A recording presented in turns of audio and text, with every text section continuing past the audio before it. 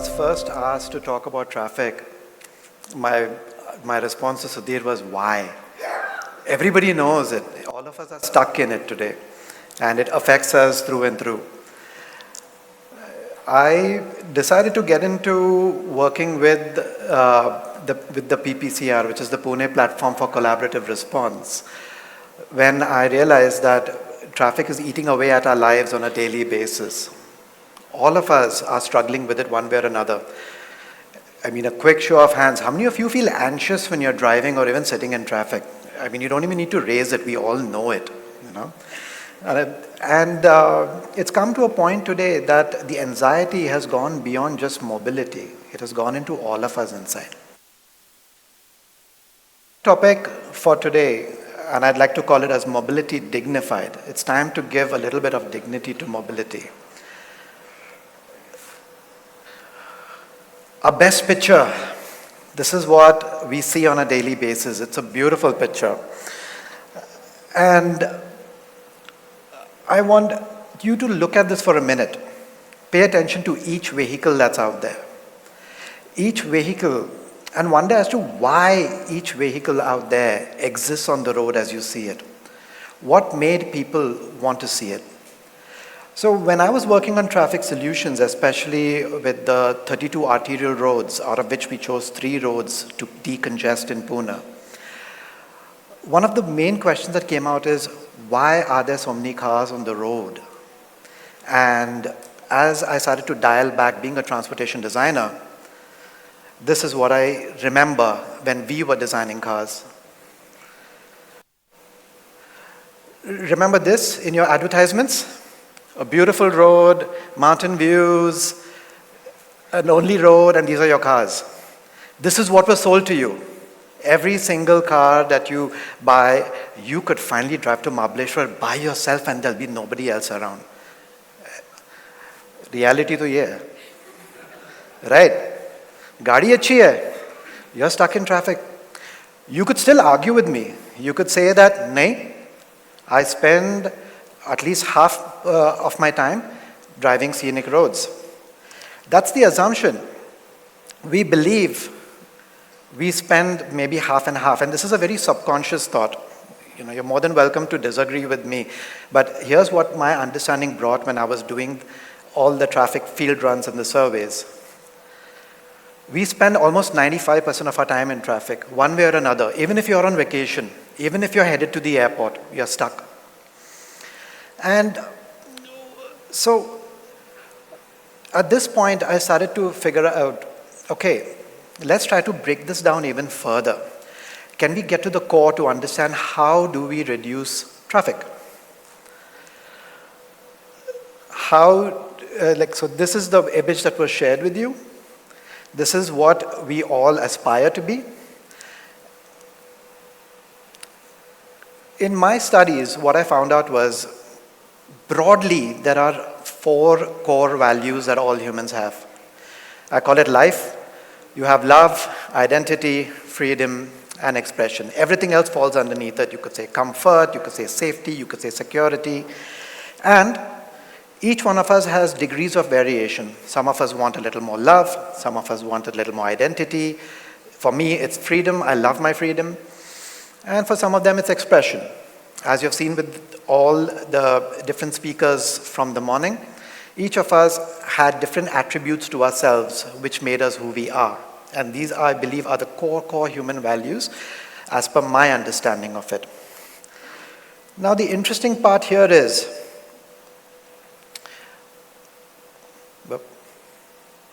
okay, so personal vehicles of all kinds, be it cars, cars and SUVs and even motorcycles, they give a sense of status, privacy, identity, comfort, presence, expression, independence, basically an extension of ourselves. Wouldn't you agree? It's the closest thing we'd have that feels like it addresses our core values a little bit. There's a reason why all of us today, despite having public transportation, Ubers, Olas, etc., given an opportunity, we would still drive our own cars. And one of the reasons that I found out was because all these attributes are very close to what we desire, to our core values, and that's the hardest thing to crack. Because when it comes to any other form of transportation, it's very difficult to give this. So, broadly, I realized that perhaps people fall under 3 categories when it comes to mobility. Those that identify with personal mobility, those that identify with public transportation. There are some people that I know who love to take trains on a daily basis, especially in Bombay. We've all seen it. Some people live by it. I remember one guy crying when he saw the local train leave because that was the last old local train and he'd never see it again. And the last segment is I call parkour. Are you all aware about parkour? It's a beautiful sport. It's a sport where you look at the playground you look at the city as a playground. And what you do at that particular point is every obstacle is a challenge for you to move. And there are people like this, and I fall in this bracket. Like if I have to get from point A to point B, I will use any mode of transit to get there. I'm sure a lot of you drove in today. Some of you may have taken cabs, right?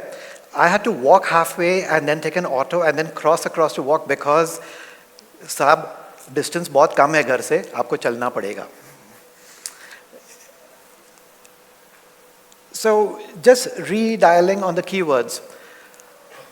We have independence, privacy, comfort, identity, respect, luxury, security, possession, and status when it comes to personal mobility. We have access, equality, debatable, but when you're on a bus with 100 other people, you're all the same. You're on the same platform. Efficiency, community, and resilience. And the final keywords, unfortunately for life parkour, is it's undignified except if you're participating in the amazing race. You guys remember the amazing race? Where people would travel anyway, anyhow to get from place to place. So in our country especially, I'm going to stop here for a minute. In our country especially, we are struggling with a lot of issues alongside this. We are struggling with behavior, we are struggling with hygiene, we are struggling with infrastructure, we are struggling with lack of transparency, and it's a chicken and an egg situation. Where do we begin? Where do we start? Okay? But here's what happens, and I'm getting to my point now.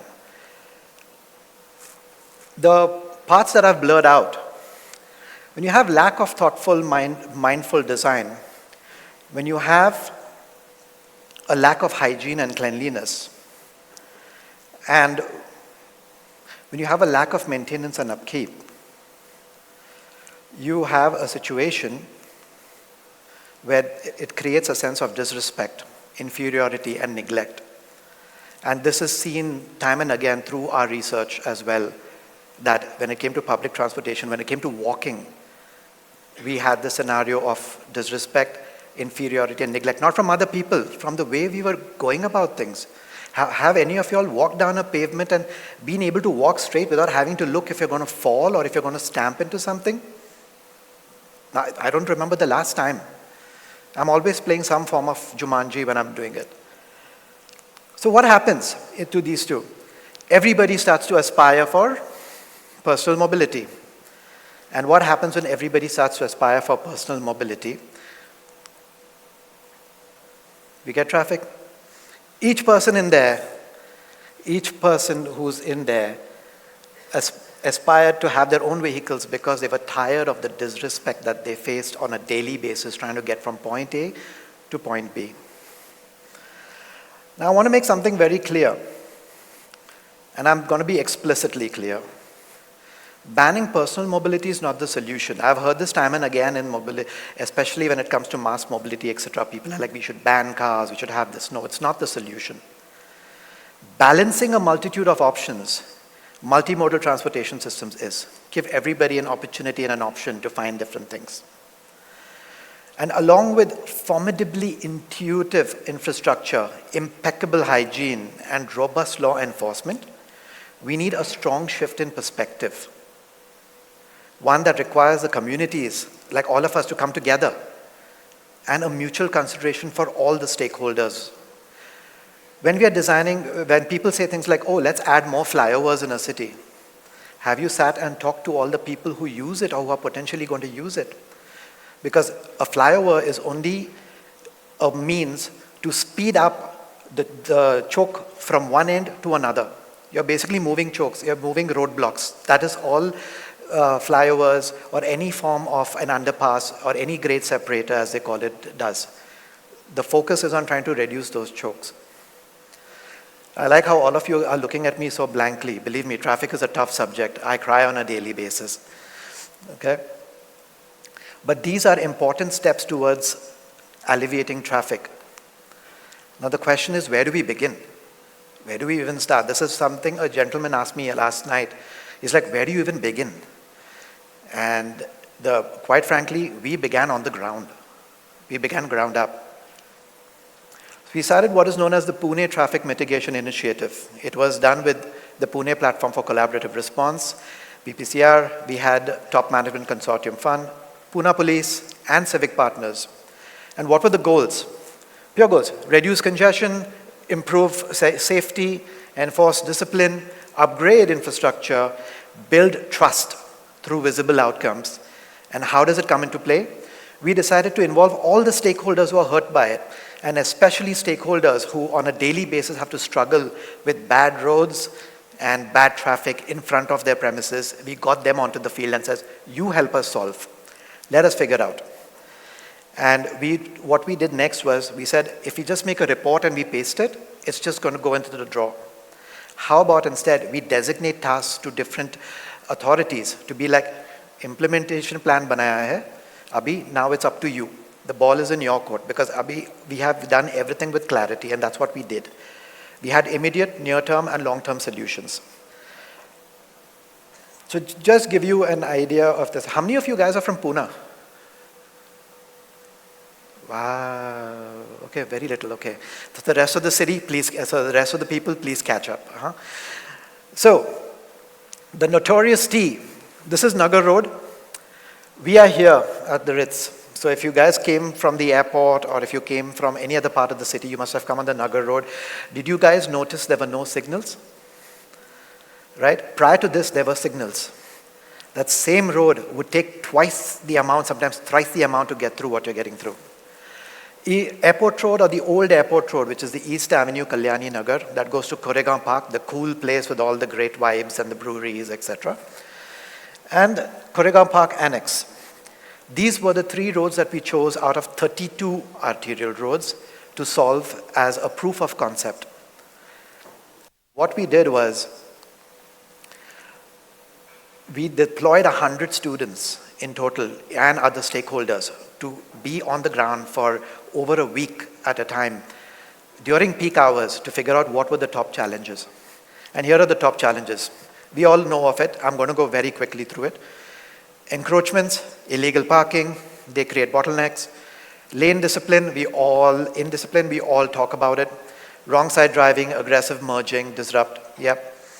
Poorly timed signals. In fact, interesting point is 50% of any form of infraction took place because of poorly timed signals. People didn't have the tolerance to wait for over 100 seconds, and rightly so. We don't have the tolerance to wait for over 100 seconds. Right?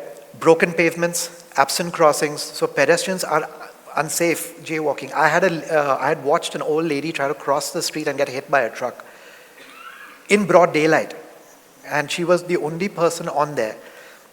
And it was, once you have that kind of a vision, once you see that, you realize your life changes at that particular point to watch your life go. I think that is what pushed me into getting started with this. So buses, autos, and private luxury buses, they are the ones in the night who cause a lot of problems. We don't see it, but they are actually the ones who cause a lot of problems. They cause a lot of just pure chaos. And faded markings, potholes, road design, we all know this, it slows traffic. And finally, signal jumping, honking, zebra line encroachment, everyday habits. These are the challenges. You all are all aware of it. The solutions we initiated, and and I have put in brackets what is underway, what has been completed, what is under works, so that you all know that this is just not a talk for traffic, this is actual business. We are actually doing this to eradicate it, so that you all can have an extra 5 to 15 minutes with your families, with your loved ones. So encroachments started to get clear, no parking zones have been enforced, dedicated turn lanes, creating missing links and segregated lanes, they have already been deployed. We have protected pedestrians to our best of our ability. There's still works in it, it's underway, but crossings, footpaths. In fact, we've asked people, would you prefer to climb up or would you prefer to climb down and then climb up? And they're like, we want to cross the road SAE. And I'm like, highway hai? Not possible, but they're like, humans come first. And they have a very good point. So we are there at a catch-22. How do we fix this? We have organized buses and autos with designated bays and pickup zones. You'll see this down the road at Nagar Road, especially where all the private luxury buses come to pick up customers to go to other cities.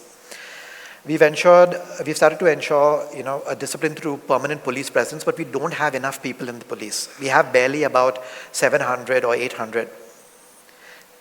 And Chalan Tech has already started. I'm sure some of you, if you broke signals right now, phone pe check karo, chalan aayi hogi. We have CCTV tech in place. Now, we have reduced chaos by restricting random U-turns and redesigning junctions. I'm going to show you how next. Finally, we are upgrading road services. Now, this is where the challenge arises. It's initiated. When two different departments are not willing to talk to each other, we get into a conundrum. All of us suffer. The only way we can change this is if all of us decide enough is enough, we need to talk. Calmer traffic near schools has already been initiated in these 3 roads. And finally, something good came out of this. It's called the Pune Traffic Management Internship, and another one called Zara Dekh Ke Chalo, which is a campaign here in Pune, where citizens are now empowered to call out infractions. And some of you get paid for it as well. So, the notorious T, now with a little bit of green, here's what we did. We shut off all junctions, we blocked them, and all we did was U-turns. This was Additional Commissioner Manoj Patil's brainchild. Once he put the U-turns, first, bahut gali mile. Because people are like, I have to now travel 700 meters more to take a U-turn to go home. But that person managed to save over 5 minutes. My own business partner who comes from Kharadi, which is about maybe 20 minutes out from here, to Pune railway station, which is another 10 minutes out from here. Typically, you take about 20 to 30 minutes before traffic. He used to take about 50 minutes. After we did this, it's down to about 25. 25 minutes saved on a one-way. We've also added simple things like designated culverts, so people can turn left and right. Imagine, this is such a minuscule, ridiculous detail, but this particular detail has reduced the traffic jam by almost 10%. Just having this. That's a lot. And finally, in this area, Koregaon Park Annex, we had road widening initiated. Why? This road is the most chock-a-block road. Those of you who are aware of it, in the evening, it is a nightmare. Now imagine this. There are close to 9 to 10 IT parks that are going to be launched between now and 2027 that are coming in. That's an additional 40,000 people on a daily basis. This road is already choked. You can already imagine what's going to happen. I'm trying to push for decentralization of cities, but that's a far-fetched goal. In fact, I've been asked to move out of Pune after suggesting that. Yeah. So another thing was, if you went towards the airport, there used to be a circle of sorts that blocked everything. Obstruction removal, encroachment removal, all of this has started and initiated. So this is my way of telling you all that there are people working on traffic. They're eradicating it so you get extra time with your loved ones and you have lesser anxiety because you have your own lives, your own wars to deal with. The last thing you want to deal with is something like this. So the key takeaways that I got from this entire thing. One is the rat race mentality, early bird gets the worm. It still operates here. And it's time we really take a hard look at that. The second thing is the sense of disconnection and disrespect, like I talked about. Third, immediately cultivate respect for all stakeholders and involve them in designing and testing solutions. Not only designing them, get them to test it out, see how it goes. And this has to be done at a community level. And finally, a sense of belonging. You want belonging in people, you want people to pick up after themselves, involve them in everything, make them accountable, give them a responsibility. This is all what we ought to do. As designers, we all know it when we do our research. The good thing that came out of this was the Pune Traffic Police launched an internship program for all of us. Do you all remember, I'm going to take another 5 minutes, huh? So, do you all remember the road safety patrol or scouts that you all did in school? Do you know that it doesn't really exist right now? So this is like the citizen version of it, where we bring in citizens, we get them to partake in it. It's an internship program for a couple of days. You learn a number of things. You learn how to manage traffic, and at the end of it, you are empowered to go and untangle a jam with approval from the authority, armbands, approved badges, a certificate, you name it. And finally, I'm just leaving you with this couple of thoughts. Think about, whenever you're designing anything, especially to do with mobility, think about what a person thinks about when responsibilities, unfortunate circumstances, and pressure is high, but time is low. Involve all stakeholders, understand their lives, and only then design for them. You want empowerment? Involve them. And finally, your approach to mobility will shift in this perspective if you follow this, I assure you. But now you can come home and beat me up if you want to, whatever. Finally, thank you for your time. I'm surprised you all were awake for the traffic, but I appreciate it. Thanks.